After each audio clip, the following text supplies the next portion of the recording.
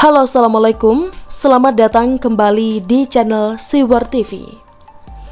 Menyentuh pesan PKS ke Sandiaga Uno, jangan lupakan perjuangan umat. Ditulis oleh Eko Widodo dari Siwar.com.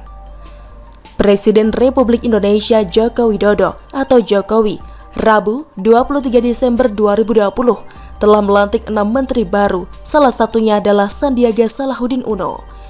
Wakil Ketua Dewan Pembina Partai Gerindra itu resmi menjabat Menteri Pariwisata dan Ekonomi Kreatif atau Menparekraf menggantikan Wisnu Tama Kusubandio. Tetap saja sebuah kejutan. Walaupun bergabungnya Sandiaga sepertinya hanya masalah tinggal menunggu waktu saja. Setelah sebelumnya Prabowo menjadi pembuka jalan. Jelas menjadi perihnya perih bagi mereka para pendukung Sandi yang masih menyimpan kesakitan atas kekalahannya di 2019 lalu. Mereka yang menyimpan dendam atas kekecewaan karena terlalu menjulangnya harapan. Juga mereka yang masih memelihara kebencian sehingga berjarak dianggap adalah hal yang lebih baik. Tapi agaknya kembali mereka harus bertepuk sebelah tangan. Setelah sebelumnya Prabowo, kini Sandiaga lebih memilih ngeblend, bekerja sama di bawah komando Presiden Jokowi. Salah satu pihak yang terkesan menyayangkan keputusan Sandiaga Uno adalah Partai Keadilan Sejahtera atau PKS. Ketua DPP PKS, Mardani Alisera pun angkat bicara. Inisiator gerakan #2019 ganti presiden itu menganggap langkah Sandiaga Uno tidak bagus untuk demokrasi. Bagi demokrasi ini bisa melemahkan karena membentuk persepsi bahwa pada akhirnya kekuasaan yang jadi tujuan, ujar Mardani Alisera kepada MNC Portal Rabu 23 Desember 2020.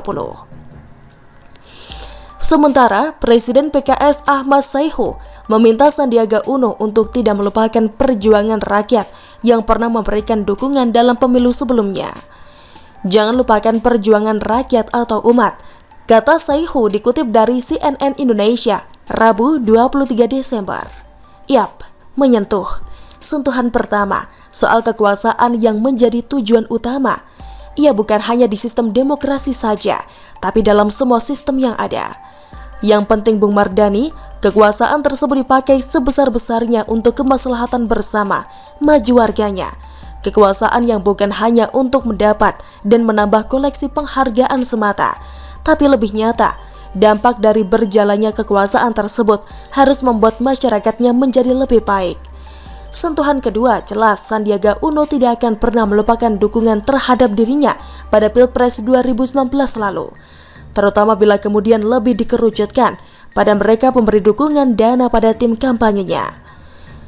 Karena seperti diketahui, pendukung utama dana tim kampanyenya waktu itu adalah ia dirinya sendiri, Sandiaga Uno sendiri.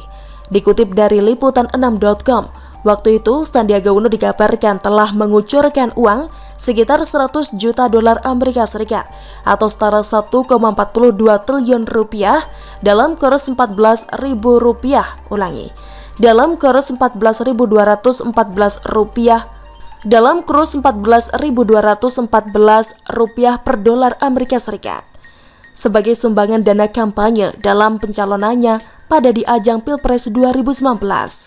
Sandiaga pun mengaku telah kehilangan sepertiga hartanya karena mengikuti Pilpres itu. Jumlahnya menurun signifikan pada 2018.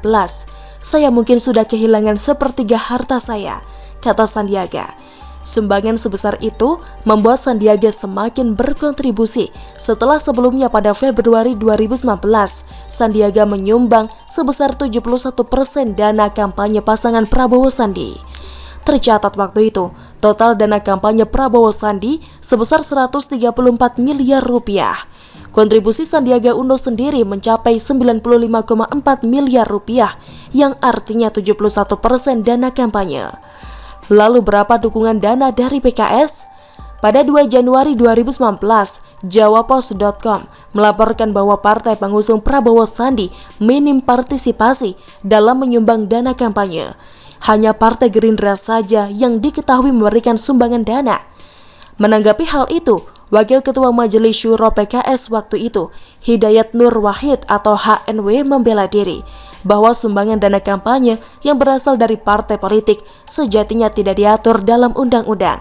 sehingga partainya tidak memberikan sumbangan untuk dana kampanye Prabowo Sandi. Gak ada aturan yang menyebut partai harus menyetor dana kampanye tertentu. Dana kampanye bisa saja dari pribadi, bisa kandidat, sumbangan dari manapun. Partai bisa juga tidak memberikan dana dalam cash gitu, kata HNW. Sedah PKS, gak nyumbang dana, malah sekarang kok mengingatkan soal dukung-mendukung. Padahal dalam Pilpres waktu itu PKS termasuk partai yang diuntungkan dengan pencalonan Prabowo Sandi. Belum lagi soal adanya kabar tudingan politisi Demokrat Andi Arief yang menyebut PKS menerima uang hiburan dari Sandiaga Uno. Andi menuding PKS menerima uang 500 miliar rupiah agar meloloskan Sandiaga Uno sebagai cawapres Prabowo Subianto. Berarti PKS untung besar waktu itu, sehingga saat ini apa relevansinya ketika kemudian PKS mengingatkan Sandiaga agar tidak melupakan dukungan umat? Pencitraan?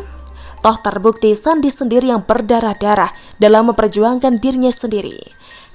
PKS memang menyentuh dengkul. Bagaimana menurut Anda? Silahkan tulis komentar di kolom komentar. Jangan lupa untuk like, subscribe, dan share.